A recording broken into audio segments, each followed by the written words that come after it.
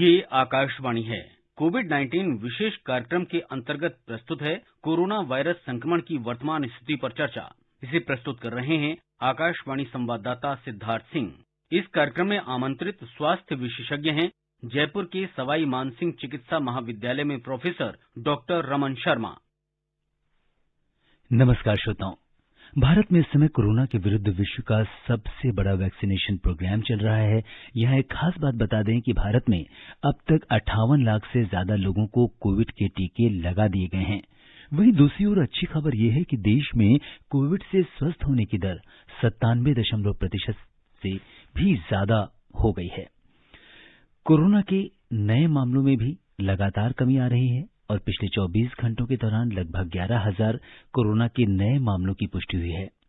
इन सबके बीच श्रोताओं, कोरोना और उसकी वैक्सीन को लेकर आपको जागरूक करने के लिए आकाशवाणी पर हम आपके लिए लेकर आते हैं कोरोना जागरूकता पर विशेष कार्यक्रम। आज के इस एडिशन के साथ मैं हूं सिद्धार्थ सिंह। श्रोताओं, कोरोना को लेकर आपके मन में चल रहे तमाम सवालों का जवाब देने के लिए और इस पर चर्चा करने के लिए आज के इस विशेष फोन इन कार्यक्रम में हमारे साथ हैं एसएमएस मेडिकल कॉलेज जयपुर में डिपार्टमेंट ऑफ मेडिसिन में senior professor doctor Raman Sharma. Doctor Raman Rajasthan में इन्फेक्शियस डिजीज के लिए नोडल ऑफिसर भी हैं। डॉक्टर रमन नमस्कार, आकाशवाणी की ओर से कार्यक्रम में आपका स्वागत और अभिनंदन करते हैं। जी नमस्कार। श्रोताओं, आप कोरोना से संबंधित सवाल डॉक्टर रमन से टोल फ्री नंबर 1800-11-5767 और दूसरा नंबर है 011-233-14444 पर पूछ सकते हैं। आप हमारे ट्विटर हैंडल @AIRNews पर #AskAIR पर अपने सवाल पोस्ट भी कर सकते हैं। डॉक्टर रमन, 16 जनवरी से शुरू हुए विश्व के सबसे बड़े टीकाकरण कार्यक्रम के अंतर्गत अब तक देश भर में कुल 58 लाख से भी ज्यादा लोगों को कोविड-19 वैक्सीन लगाई जा चुकी है। आप इस लार्जेस्ट वैक्सीनेशन प्रोग्राम के बारे में क्या कहना चाहेंगे? जी, ये तो एक बहुत ही महत्वपूर्ण कदम है। जब कोविड-19 चालू हुआ था, ज्यादातर लोगों में जब चालू हुआ, उसके बाद ये एक पेंडेमिक घोषित किया गया। तो दिसंबर में चालू हुआ था 2019 में, उसके बाद जनवरी से लेकर आगे फैलता गया। उस टाइम अपन इंतजार कर रहे थे कि कब एक ऐसा मेजर आ जाए जिससे कि बचाव के लिए बहुत ही महत्वपूर्ण हो।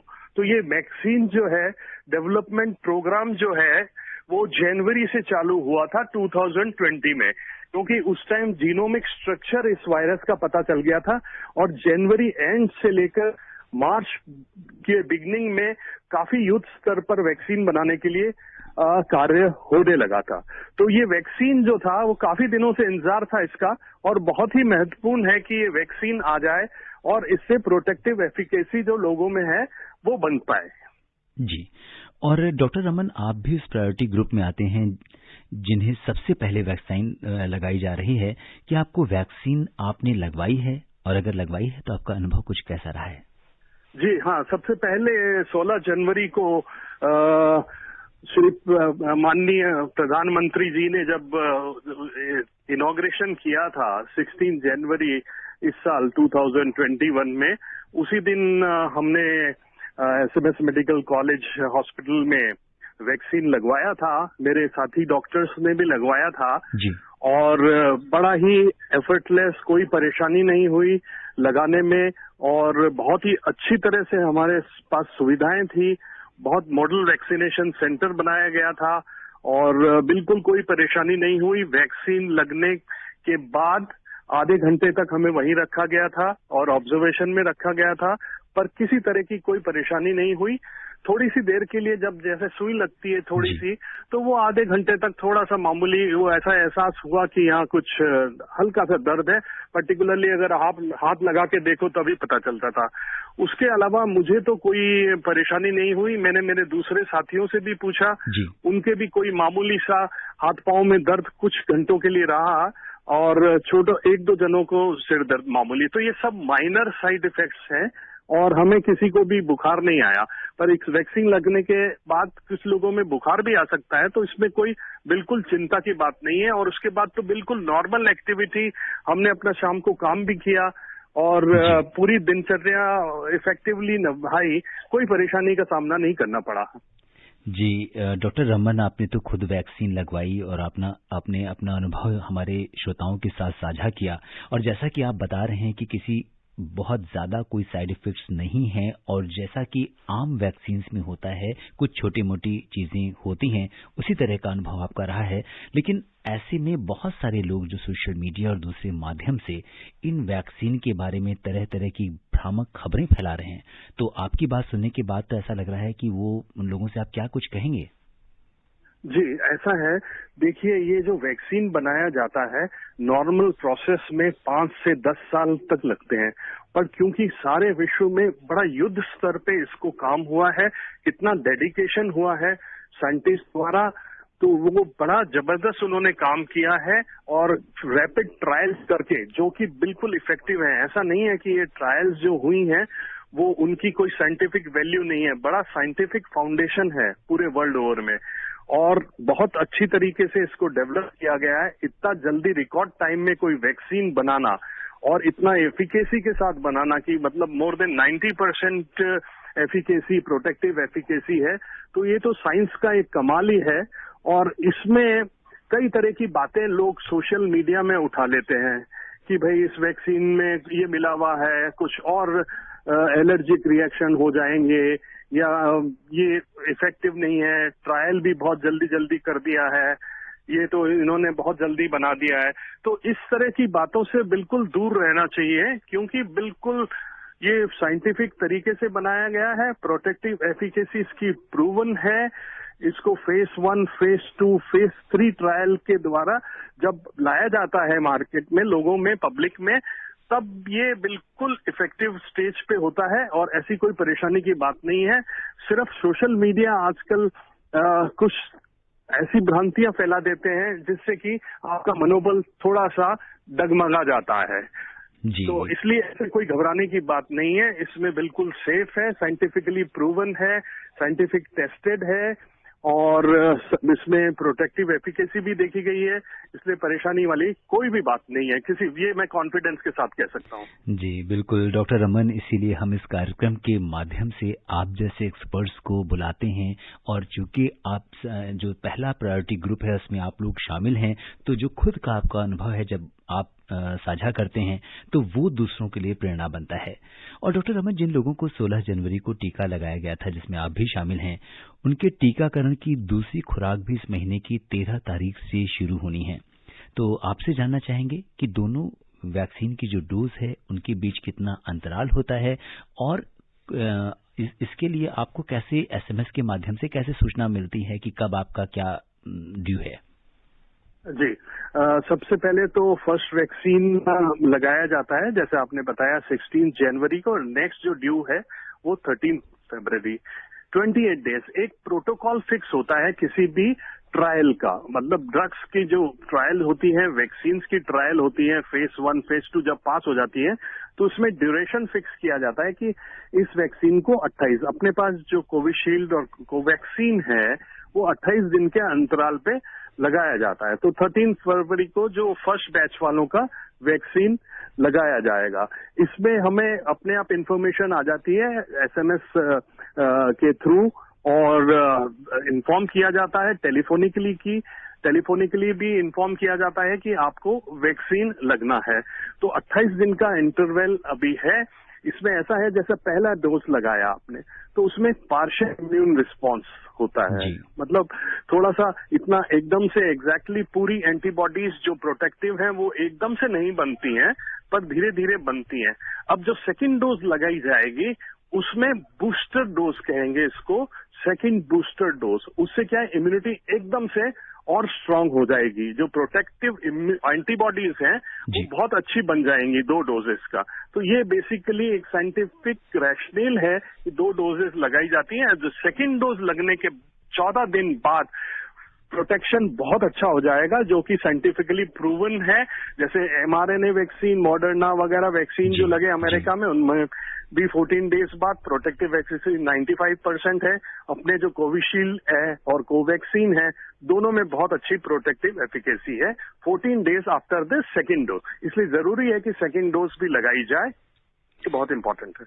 जी डॉक्टर रमन, आपने जो हमारी मेड इन इंडिया वैक्सीन है कोविशील्ड और स्वदेशी वैक्सीन कोवैक्सीन की बात की और ये पूरी तरह से इफेक्टिव है ये आपने बताया, और इसके साथ ही इसका एक दूसरा पहलू ये भी है कि ये वैक्सीन काफी किफायती भी हैं, क्योंकि इन्हें मार्केट में उपलब्ध, जैसा कि आपने अन्य वैक्सीन के बारे में बताया, इनकी तुलना में 2 से 8 डिग्री सेल्सियस पर हम इन्हें स्टोर कर सकते हैं। तो हमारे जैसे देश के लिए ये काफी अच्छी बात है और किफायती होने की वजह से विश्व के दूसरे देशों में भी इनको आसानी से अफोर्ड किया जा सकता है।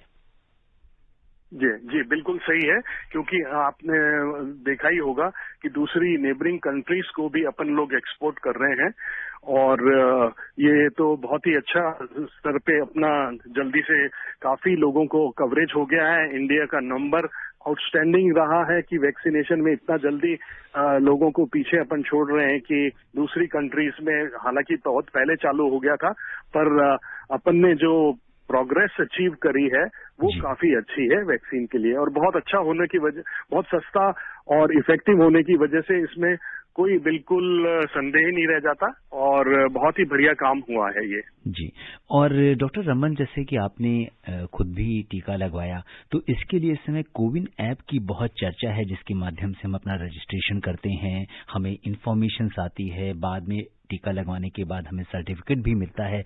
आपका कोविन ऐप को लेकर अनुभव कैसा रहा?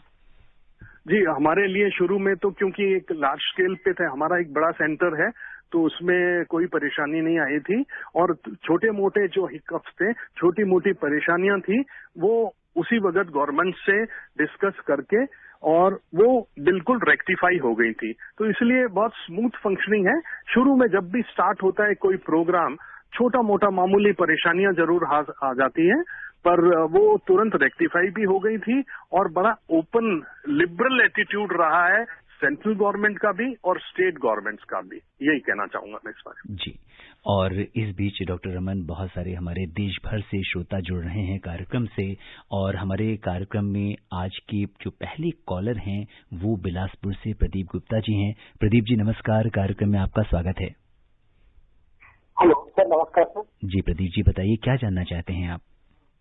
सर मैं थोड़ी सी ये जानना चाहता था सर, जैसे कि साल भर हो गया कोविड की वजह से सर, बच्चे का आंखों का मेरी ट्रीटमेंट चलता है, तो सर इसको क्या आप लेके जाना चाहिए हॉस्पिटल?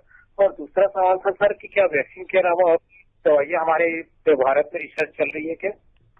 जी डॉक्टर रमन, पहले इनका सवाल लेते हैं कि साल भर हो गया इस कोरोना काल को, और ऐसे में बहुत सारे ऐसे लोग हैं जो रेगुलर चेकअप्स के लिए हॉस्पिटल जाते थे, लेकिन उन्होंने थोड़ा पोस्टपोन कर दिया, सोचा कि जब थोड़ी बीमारी कम हो जाए तब जाना चाहिए। तो ऐसे में क्या अब ये समय आ गया है कि जब हम अपने रूटीन फॉलोअप्स के लिए हॉस्पिटल जा सकते हैं? जी, शुरू से ही ऐसा प्रचार सरकार ने किया था कि किसी भी वैक्सीन, नॉर्मल वैक्सीनेशन प्रोग्राम और दूसरी जो रेगुलर फॉलोअप के मेडिकेशन पे है, उसमें कोई डिले नहीं किया जाए, उसमें किसी तरह की रुकावट नहीं होनी चाहिए, वो जारी रहना चाहिए। और बस यही है कि कोविड अप्रोप्रिएट बिहेवियर अपने को मेंटेन करना है। बच्चों में क्योंकि अभी वैक्सीन नहीं लग रहा है, क्योंकि अभी ट्रायल्स नहीं हुई हैं, तो इसलिए अपने को और भी ध्यान रखना है कि कोविड अप्रोप्रिएट बिहेवियर, जिसमें कि सोशल डिस्टेंसिंग, मास्किंग और हैंड हाइजीन एंड सैनिटाइजेशन, उसका प्रयोग करते हुए अपन सेफली कर सकते हैं। ऐसी कोई परेशानी की बात नहीं है, और इलाज के लिए बिल्कुल जाना चाहिए, अपने वैक्सीनेशन के लिए, दूसरे वैक्सीनेशन के लिए भी जाना चाहिए। जी, और डॉक्टर रमन, इनका दूसरा सवाल ये था कि कोरोना के लिए वैक्सीन तो हमारे पास बचाव के लिए, प्रोटेक्शन के लिए आ गई है, लेकिन कोरोना की दवाई कब आएगी? जी, ये बहुत महत्वपूर्ण सवाल है। देखिए, वर्ल्ड ओवर जो है साइंटिफिक कम्युनिटी, डॉक्टर्स मुस्तैदी से लगे हैं कि कोई डायरेक्ट एंटीवायरल एजेंट अभी आ जाए। काफी मार्केट में आए हैं, काफी ट्रायल्स हुई हैं, कई तरह के कॉम्बिनेशन ट्राई किए गए हैं, पर कोई बहुत एकदम जिसको कहना चाहिए कि बहुत सटीक एंटीवायरल अभी तक नहीं आई है। हालांकि रेमडेसिविर एक इंजेक्शन जो आया था, वो एक एंटीवायरल एजेंट ही माना गया है, उससे कुछ बेनिफिट्स भी हुए हैं, पर अभी तक श्योर शॉट एंटीवायरल जिसको कहना चाहिए कि जो डायरेक्टली उस पर अटैक कर सके। आपको मैं यहाँ बताना चाहूंगा कि ये डेंगू नामक बीमारी, जो कि मच्छरों से फैलती है, वो भी एक वायरल इन्फेक्शन है। वो वायरल इन्फेक्शन सबसे पहले रिकॉर्ड हुआ 1763 में, जो कि पुराने लिटरेचर के हिसाब से जो भी अवेलेबल है, पर उसकी आज तक एंटीवायरल दवाई नहीं आई है जी। तो ये तो एंटीवायरल ढूंढना इतना आसान नहीं होगा और डायरेक्टली, पर अब एडवांसमेंट इतने हो गए हैं तो शायद जल्द से जल्द कोई इलाज के लिए कुछ और मोस्ट इफेक्टिव जो मेडिसिन है वो आ जानी चाहिए। हर तरह की ट्रायल चल रही है, WHO, अमेरिका, अदर कंट्रीज और अपने देश में भी काफी प्रोटोकॉल्स डिस्कस होते हैं और रिसर्च चलती रहती है, तो होपफुली कुछ न कुछ जरूर आना चाहिए।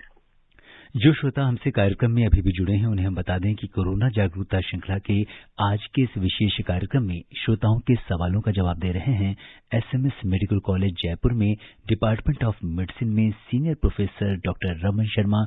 डॉक्टर रमन से आप हमारे टोल फ्री नंबर 1800115767 पर कोरोना से जुड़े सवाल पूछ सकते हैं। और इस बीच हम रुख करते हैं मध्य प्रदेश में इंदौर का, जहां से विजेंद्र जी कार्यक्रम से जुड़ गए हैं। विजेंद्र जी नमस्कार। हेलो विजेंद्र जी। जी नमस्ते सर। जी नमस्कार, बताइए क्या जानना चाहते हैं आप? सर मुझे ये जानकारी चाहिए थी, जैसे ये जो टीकाकरण अभियान चल रहा है जी, तो टीकाकरण अभियान में जैसे कि जो टीका लगेगा तो सभी आयु वर्ग पर इसका मतलब असर बराबर होगा या बुजुर्गों पर, युवाओं पर, बच्चों में अलग अलग तरीके के सिस्टम देखे जाएंगे?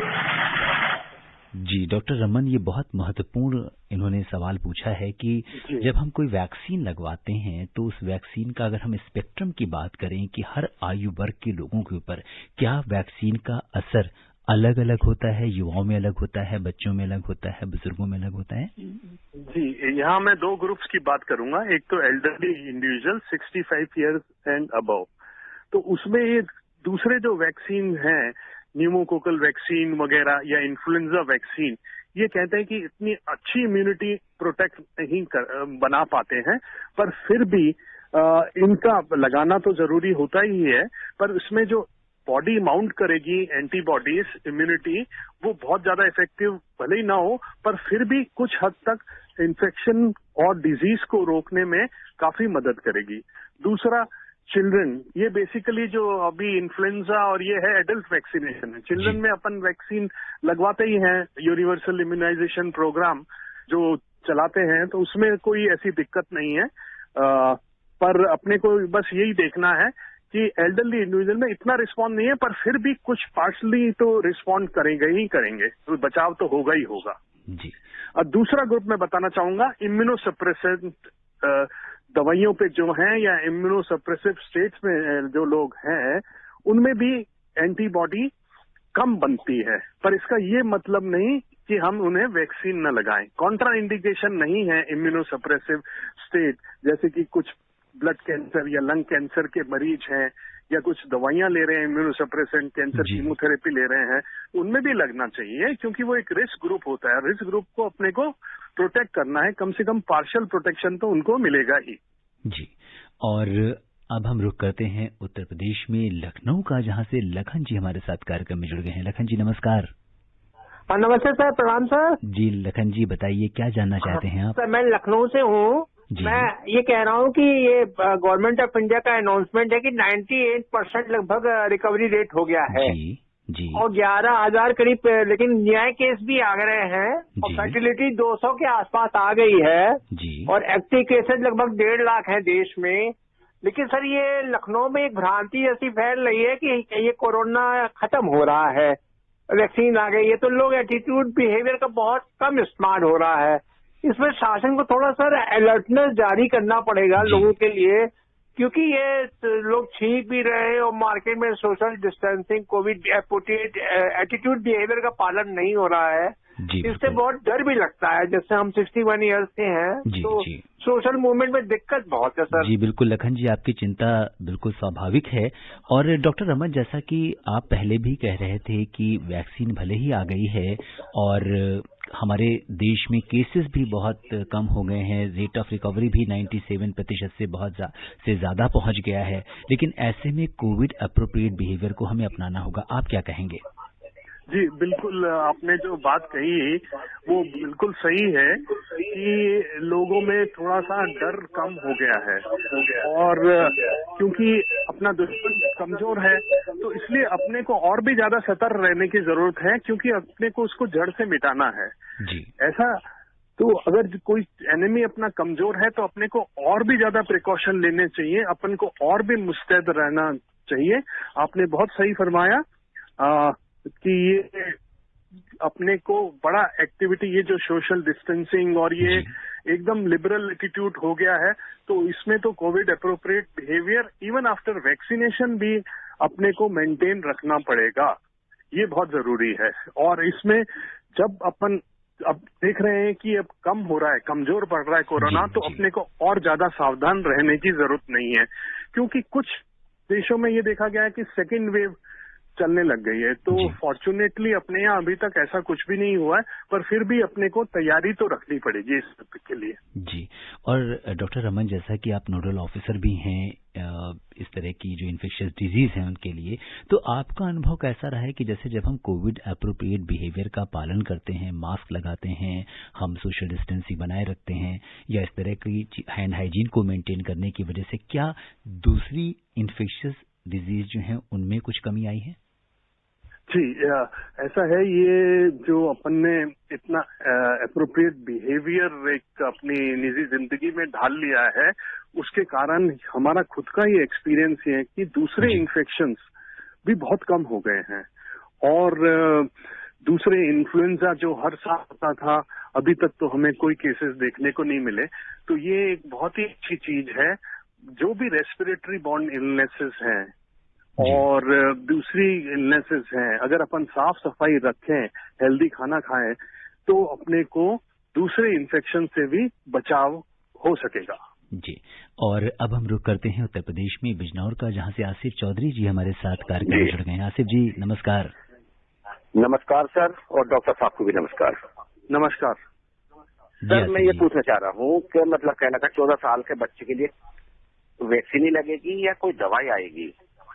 और दूसरी बात ये है सर जी कि ये सोशल मीडिया पे तरह तरह की जो खबरें उड़ रही थी, इसके बारे में क्या कहेंगे आप? जी डॉक्टर रमन, पहला सवाल इनका लेते हैं कि बच्चों के लिए वैक्सीनेशन का क्या प्रोग्राम है कोविड के लिए? देखिए, बच्चों के लिए जो वैक्सीन है, अभी यूजुअल जो ट्रायल होता है फेज 1, फेज 2 और नाउ फेज 3 जो ट्रायल पहुंचा है, उसमें 18 से 55 साल और उससे ऊपर, बट उससे नीचे अलग अलग ट्रायल चलता है। इसी तरह से प्रेग्नेंट इंडिविजुअल, लैक्टेटिंग मदर्स, उसके लिए अभी ट्रायल नहीं हुआ।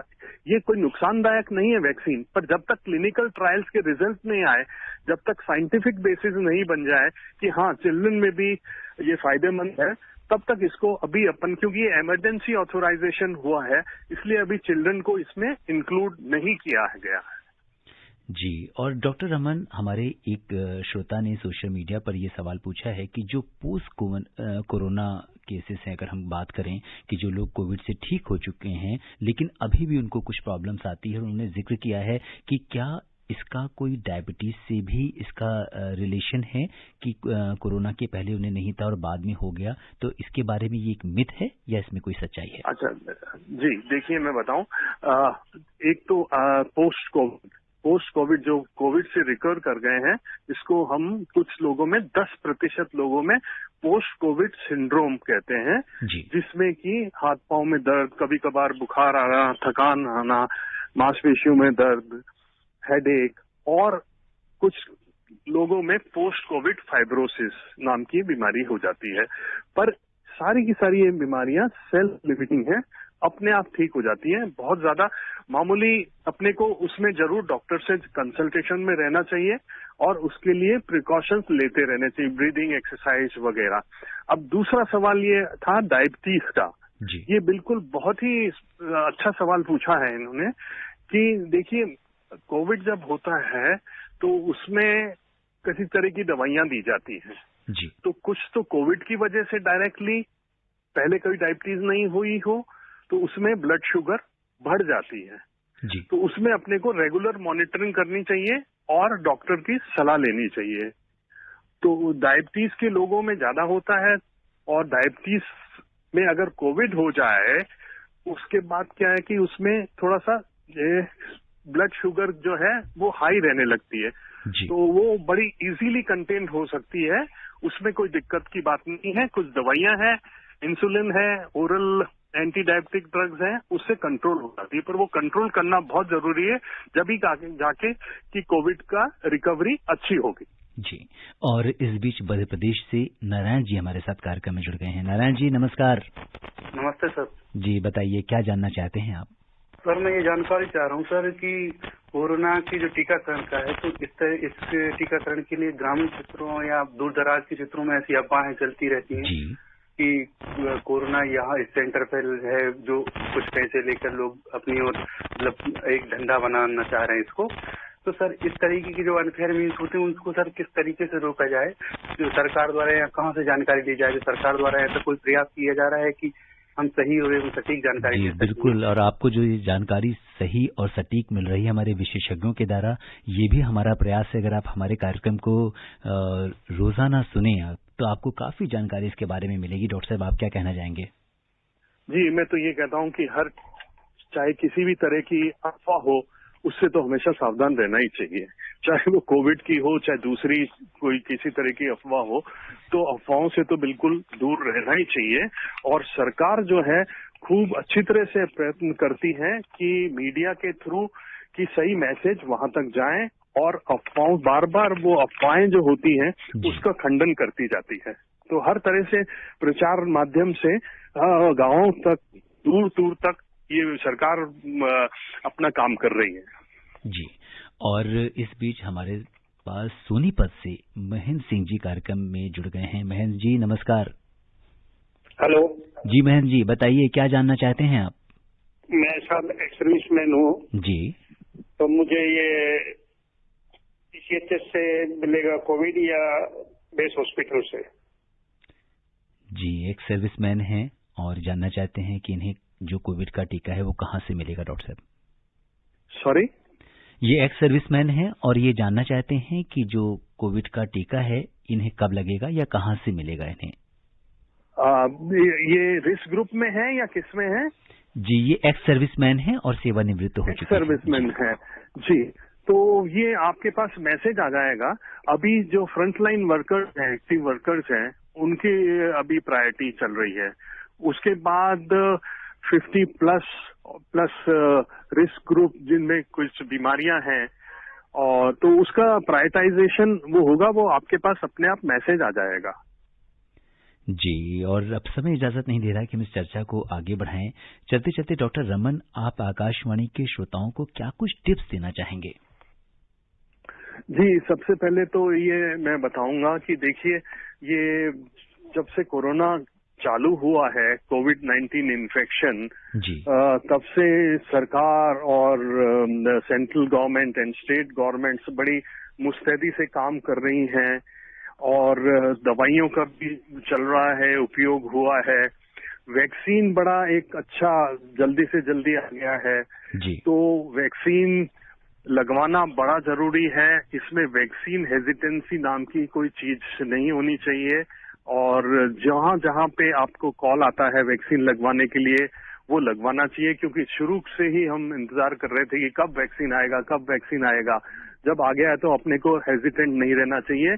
प्लस वैक्सीन लगवाने के बाद भी कोविड एप्रोप्रिएट बिहेवियर अपने को मेंटेन रखना है, उससे न बल्कि कोरोना बल्कि दूसरी बीमारियां भी अपन कंट्रोल में रख पाएंगे। यही मेरा मैसेज है। जी डॉक्टर रमन, अब समय कम है, आप कोविड-19 के इस विशेष कार्यक्रम से जुड़े और आपने हमसे चर्चा की, श्रोताओं के प्रश्नों का उत्तर दिया, आपका बहुत बहुत धन्यवाद। जी बहुत बहुत धन्यवाद। श्रोताओं, आप स्वस्थ और खुशहाल रहें, इसी कामना के साथ अब दीजिए मुझे अनुमति। नमस्कार। विशेष कार्यक्रम के अंतर्गत अभी आप सुन रहे थे कोरोना वायरस संक्रमण की वर्तमान स्थिति पर चर्चा। इसे प्रस्तुत कर रहे थे आकाशवाणी संवाददाता सिद्धार्थ सिंह। इस कार्यक्रम में आमंत्रित स्वास्थ्य विशेषज्ञ थे जयपुर के सवाई मानसिंह चिकित्सा महाविद्यालय में प्रोफेसर डॉक्टर रमन शर्मा। ये कार्यक्रम आकाशवाणी के समाचार सेवा प्रभाग द्वारा प्रस्तुत किया गया। इसे आप हमारे mobile app news on AIR पर भी सुन सकते हैं। इस कार्यक्रम के संबंध में अपनी प्रतिक्रिया आप हमें ईमेल कर सकते हैं। पता है AIRNSDtalks@gmail.com। ये कार्यक्रम फिर से सुनने के लिए लॉग ऑन करें हमारी वेबसाइट newsonair.com।